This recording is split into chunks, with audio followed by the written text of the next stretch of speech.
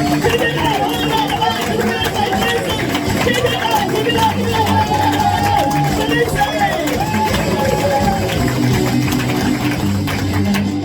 never adjust the mic, I just deal with what I've got. So. My name's Lucy. I swam a 10k last week. Thanks. It's not a joke, I just don't think I've told enough people. Around about the 7 or 8k mark that I realised that finishing this swim wasn't going to fill the gaping void inside me any more than the last one did. Because, Victoria, we both know you can't run away from yourself. You sure as hell can't swim. You'd never be able to swim fast enough, would you? Even Michael Phelps is going to have to face his demons one day. I was about to do 5 minutes on the menopause, but I don't think you're my target audience. Apart from maybe me and Mrs. Prolapse. But I might come and ask you for some advice at the end.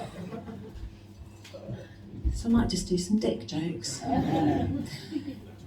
You know when you're on a first date with someone who's got, let's say, quite active ADHD, and you wake up at 3 in the morning in his hotel room and he's just returning from having taken both his and your clothes to the 24-hour laundry service you didn't know existed. And you think, well, I've had a couple of hours in bed by myself and clean pants for the morning. He's a keeper. Was in the pub the other day by myself. A guy comes up to me and asks whether I've been ghosted or dumped or something. I said, no. We're allowed out on our own these days. Well, I'm not going to say that having a chaperone wouldn't come in handy from time to time. Went on Bumble the other day, which is something that I do once a month when I'm ovulating. Not saying I want to procreate, just try telling my body that on a Tuesday night down Spoons. I set my age range roughly 35 to 55 if I'm feeling generous, which should give you a rough indication of my age and or daddy/Oedipal issues. Depending on how good you think I look. I'm trying to date like a feminist. Trouble is, the guys I'm dating aren't. For the next bit to work, I'm going to need those of you who have got even just a rudimentary knowledge about the French New Wave filmmaker Luc Godard and emergency first aid training for work to please identify yourselves. It's really interesting that you guys are all sat in the same part of the room, almost as if you were in some kind of metaphorical stand-up comedy breakout room. The rest of you feel free to take a break. Although I wouldn't want to speak for the rest of the metaphorical stand-up comedy breakout room, but I myself enjoy an audience, so please don't leave.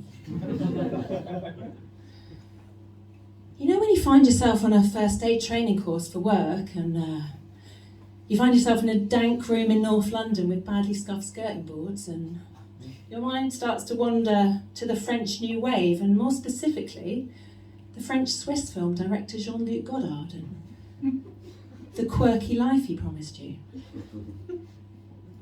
And you start to try and pinpoint the exact sliding doors moment where, instead of being objectified by a hot Frenchman chain-smoking Gaulois, who is, let's say, not unfamiliar with his own reflection, you're trying to remember pretty immemorable mnemonics about the airways and or breathing, which is more reminiscent of not quite Ken Loach, but perhaps the gritty realism and dark humour of a Mike Leigh. And whilst you very much support British cinema, you even have that scene from Kes as your screensaver to remind you that things could indeed be worse.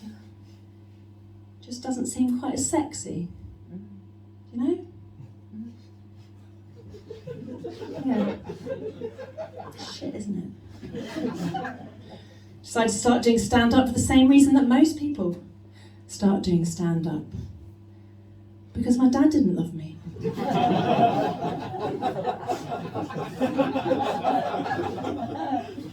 Well, I sure showed him. Thank you very much.